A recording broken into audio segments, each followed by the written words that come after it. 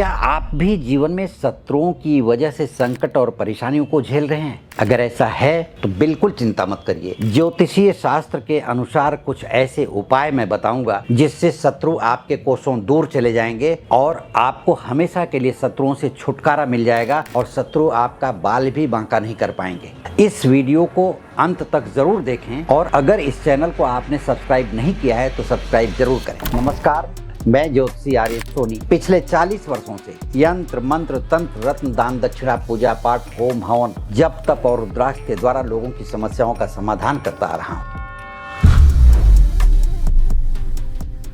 कहते हैं कि आजकल अच्छे दोस्त बनाना बड़ा ही मुश्किल काम है, लेकिन दुश्मन बनाना बहुत ही आसान है, क्योंकि संसार में आपके द्वारा कुछ ऐसे कार्य हो जाते हैं जिसके कारण दुश्मन अपने आप तैयार हो जाते हैं। और कुछ दुश्मन तो ऐसे होते हैं जिनके बारे में आपको पता होता है, लेकिन कुछ दुश्मन अज्ञात होते हैं जिनके बारे में आपको पता नहीं चल पाता और वो समय समय पर आपको नुकसान पहुंचाते रहते हैं। और ऐसा अक्सर देखा गया है कि आपका अगर कोई शक्तिशाली दुश्मन है तो सुबह सो करके जब आप उठते हैं तो भगवान का नाम तो बाद में याद आता है, पहले दुश्मन का नाम याद आता है। जीवन में शत्रुओं के कारण भय, चिंता व असुरक्षा की भावना तथा परेशानियां बनी रहती हैं। कंपटीशन के इस दौर में शत्रुओं का होना स्वाभाविक है और जब शत्रु होते हैं तो उनका उपाय करना चाहिए। अब मैं ज्योतिष शास्त्र में बताए गए कुछ उपाय आपको बताऊंगा जिससे आप शत्रुओं से आसानी से अपना बचाव कर सकते हैं।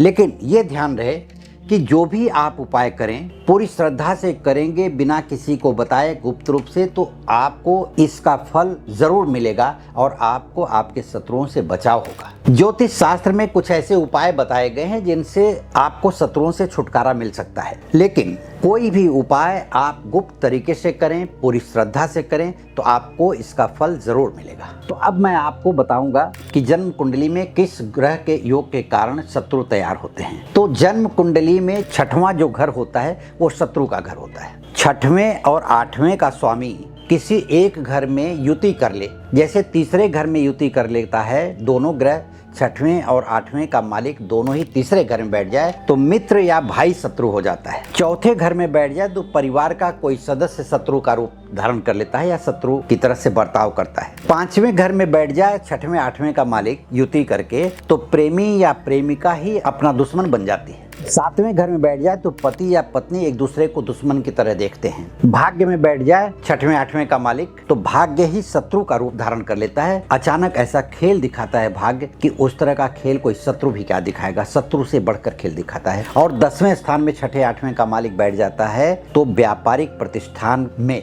या व्यापार करने की जगह में या नौकरी करने की जगह में या आप जहाँ भी काम करें उस जगह में आपका कोई शत्रु तैयार हो जाता है। तो छठवें आठवें का मालिक ही आपको शत्रु का रूप दिखाता है। तो इस बात को आप जरूर ध्यान रखें कि जन्म कुंडली से इस बात का पता लगाया जा सकता है कि आपका शत्रु कौन हो सकता है और किस ग्रह की शांति करके, क्या उपाय करके उसका दमन किया जा सकता है, उसको शांत किया जा सकता है ताकि आपका शत्रु आपका पीछा छोड़ दे। और दूसरी बात मैं आपको समझाता हूँ कि जब जन्म कुंडली में छठवें आठवें स्थान का मालिक जन्म कुंडली में किसी घर में एक साथ युति करके बैठे हुए हैं तो आपको पूरे जीवन शत्रुओं से परेशानी घिरी रहेगी और शत्रु आपको परेशान करते रहेंगे। एक शत्रु आप हटाएंगे, दूसरा शत्रु तैयार होगा। इस तरह से आपको जीवन में शत्रुओं से कठिनाइयां महसूस होंगी, उनसे हमेशा चिंता बनी रहेगी, भय बना रहेगा और उनके कारण आपको मानसिक तनाव होता रहेगा। इस बात का आप ख्याल रखें। अब मैं आपको बताने जा रहा हूं कुछ ऐसे उपाय जिससे करके आप अपने शत्रुओं से छुटकारा पा सकते हैं।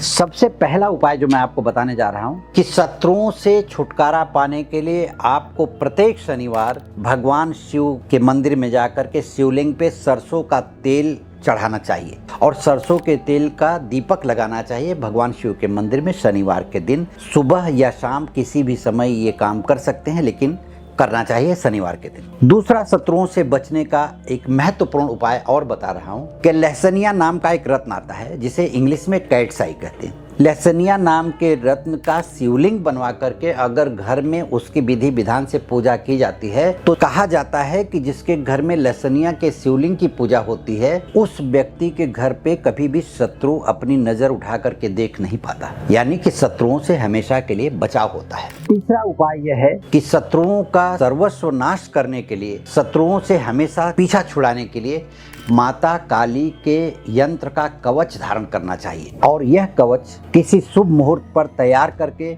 या किसी विद्वान ब्राह्मण के द्वारा तैयार करवा करके आप गले में धारण कर सकते हैं, जिससे शत्रुओं से आसानी से आपकी रक्षा होती रहेगी। वैसे अपने वीडियो में बार बार कहता हूं और फिर मैं कह रहा हूं कि किसी भी उपाय को करने से पहले एक बार अपनी जन्म कुंडली का विश्लेषण जरूर करवाएं। जन्म कुंडली का विश्लेषण करवाने के लिए या मुझसे व्यक्तिगत रूप से संपर्क करने के लिए इस वीडियो के नीचे दिए गए लिंक पर क्लिक करें। इस वीडियो को लाइक करें, सब्सक्राइब करें, शेयर करें तथा अपने विचारों को हमारे कमेंट बॉक्स में लिख करके भेजें, ताकि आपके उस विचार पर मैं वीडियो बना करके आपको भेज सकूं, आपकी समस्या का समाधान हो सके।